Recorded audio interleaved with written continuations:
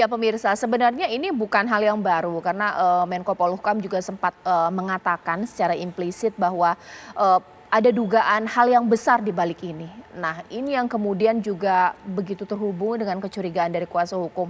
Tapi mungkin saya ke Pak Yunus. Pak Yunus, kalaulah sempat ada kecurigaan bahwa ada mafia besar di balik ini, pencucian uang hasil kejahatan mulai dari judi, judi online dan juga lain-lain.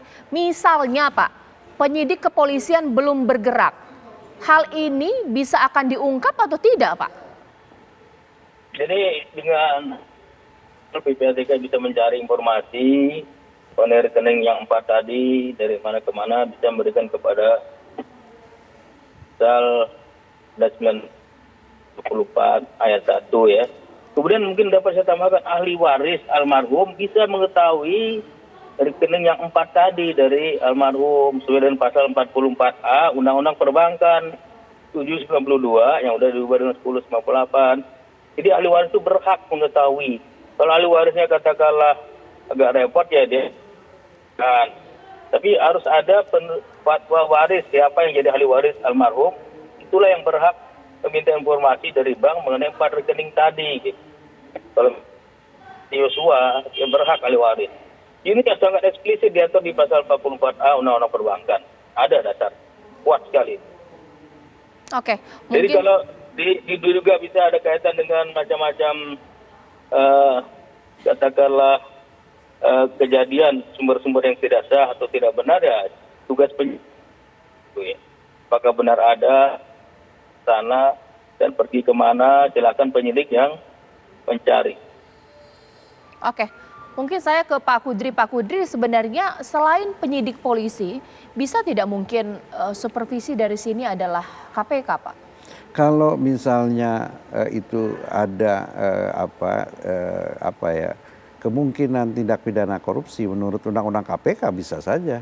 KPK itu memang kewenangannya itu lakukan supervisi dan meminta bahkan bisa mengambil alih perkara. Misalnya kalau misalnya aparat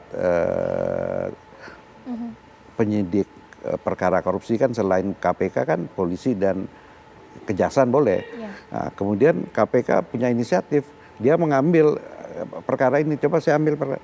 Nah, tapi setahu saya itu ada MOU antara KPK dengan kepolisian, Polri dan kejaksaan. Apabila Polri sudah mengambil inisiatif pertama melakukan tindak korupsi, KPK tidak akan menindaklanjutinya lagi. Begitu juga dengan dengan kejaksaan. Padahal kalau kita melihat ke undang-undang KPK, KPK punya kewenangan untuk mengambil alih bukan supervisi itu, tapi ya itu kenyataannya KPK mengadakan MOU gitu loh.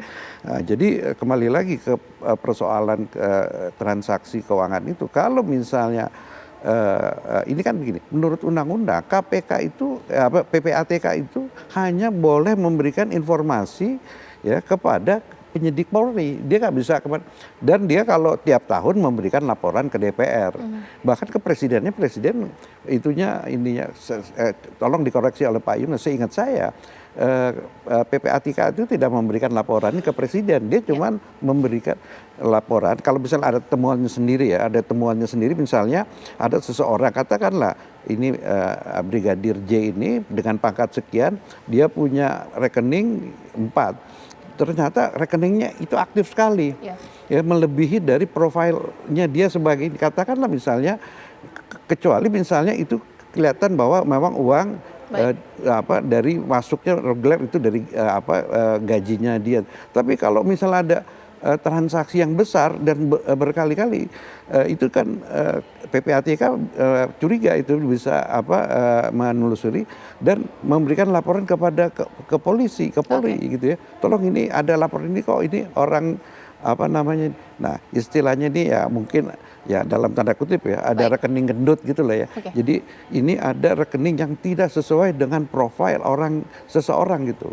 Oke, mungkin terakhir kepada Ibu Diana, jikalau ini memang ada indikasi sebagai rekening gendut atau pencucian uang, siapa saja yang bisa kena sanksi pidana Bu di sini? Apakah hanya pemilik rekening atau juga yang memberikan uang? Sumber keuangan tersebut atau juga pihak bank swasta bisa juga kena Bu, bagaimana? Justru saya melihat dari yang dapat menjadi alat bukti itu, Mbak, sebenarnya kita ahli waris, tadi sebagaimana Pak Yunus katakan, saya setuju, pasal 44A itu, ahli waris bisa dimintakan, ya fatwa waris dulu, oleh kuasa hukum, untuk meminta print out dari masing-masing bank.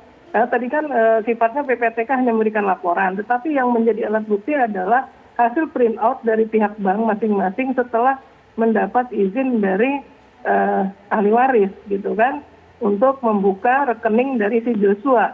Nah itu akan terlihat, Mbak, alur dan aliran dana dari pihak 4 bank itu kemana larinya dan dari mana ke siapa, jumlahnya berapa, ini bisa terlihat semua. Dan pada akhirnya bila bank tidak mau membuka, nanti pada akhirnya bank bisa kena tipi bank, ya bisa akhirnya, ya kalau ini tidak si pihak kuasa ahli waris sudah mendapatkan sebagai fatwa waris dari pihak pengadilan, dan kuasa hukum bersama-sama dengan ahli waris meminta kepada bank untuk print out dari semua aliran dana dari masing-masing 4 bank tadi, Mbak.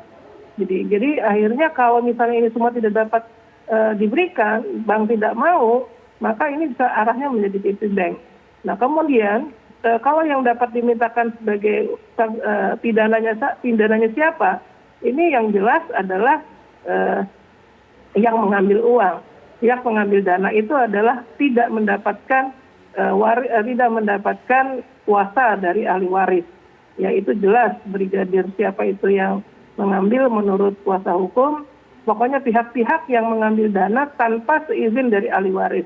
Jelas ahli waris brigadir karena dia belum beristri dan belum mempunyai anak, maka warisan akan jatuh kepada garis keturunan yang atas, yaitu orang tua. Nah disinilah orang tua sebagai ahli waris. Harusnya yang berhak mengambil itu adalah ahli waris. Jadi harusnya kuasa hukum bersama dengan ahli waris melakukan semua cross check dana yang pernah masuk dan pernah keluar dari rekeningnya almarhum Joshua. Okay. Nah, yang dapat dipidanakan pada akhirnya nanti ya yang paling jelas adalah pihak pengambil dana pada penyimpan dana, karena penyimpanan dana itu merupakan salah satu unsur dari rahasia bank, Mbak. Oke, mungkin terakhir saya kepada Pak Yunus, Pak. Karena ini sudah terungkap ke publik, bahkan juga banyak sekali kecurigaan-kecurigaan berkembang di masyarakat. Kira-kira orang yang terlibat, jikalau memang ada unsur pencucian uang di sini, bisa tidak buru-buru cuci tangan menutup keterlibatan mereka, Pak? Mungkin tidak, atau mungkin PPATK pasti bisa menelusuri ini? Ya kalau udah terbuka gini agak susah. Kalau tadi ditanya siapa yang bisa terkena, cuci uang itu hanya 3 macam. Pasal 3, aktif mentransaksikan hasil pidana. Pasal 4, menyembunyikan menyamarkan hasil tidak pidana. Pasal 5, menerima, menguasai dan menggunakan hasil tindak pidana. Sekarang kita lihat siapa yang mentransaksikan harta kekayaan berada di tindak pidana. Itu bisa terkena pasal 3, misalnya mengirimkan, tukarkan, mentransaksikan, mengubah bentuk, mentransfer. Kalau pasal 4, orang yang misalnya menyembunyikan menyamarkan hasil tindak pidana, misalnya dia pinjemin KTP, pinjemin rekening, pakai KTP palsu. Siapa yang melakukan itu bisa kena pasal 4. Kalau pasal 5, orang yang menikmati, dia menerima, menguasai dan menggunakan hasil tindak pidana, tidak ada tujuan menyembunyikan menyamarkan hasil kejahatan. Kalau pasal 5 ini lebih banyak menikmati seperti pasal 480 KUH pidana penadahan. Jadi itu siapa yang bisa terkena ya kembali ke konstruksi hukum di pasal 3, 4, dan 5 Undang-Undang 8 tahun 2010. Apakah mereka bisa menyembunyikan? Ya saya kira makin terbuka satu kasus, makin transparan agak susah. Apalagi kalau melalui sistem perbankan, paper trail-nya, jejak transaksinya ada semua. Yang susah dilacak adalah transaksi tunai, di mana uang tunai itu aset tanpa nama, tanpa catatan, tanpa paper trail. Lebih susah melacak aset-aset tunai. Karena itulah banyak orang menyuap dengan uang tunai, bukan melalui bank. Kalau melalui bank mudah menelusuri, jejaknya ada, catatannya ada semua. Itu kira-kira jawaban saya masih. Baik, mungkin terakhir saya kepada Pak Kudri. Pak, kalau tadi kita tahu bahwa dari kepolisian ini pengennya ya udahlah unsur pembunuhan berencana aja ini yang sekarang sedang ditangani oleh kepolisian. Nanti dululah mengenai dugaan tindak pidana pencucian uang. Sekiranya ini bijak tidak Pak? Atau jangan-jangan justru yang lebih besar ini adalah TPPU, bagaimana Pak? Ya, itu kan bergantung kepada diskresi ke penyidik ya.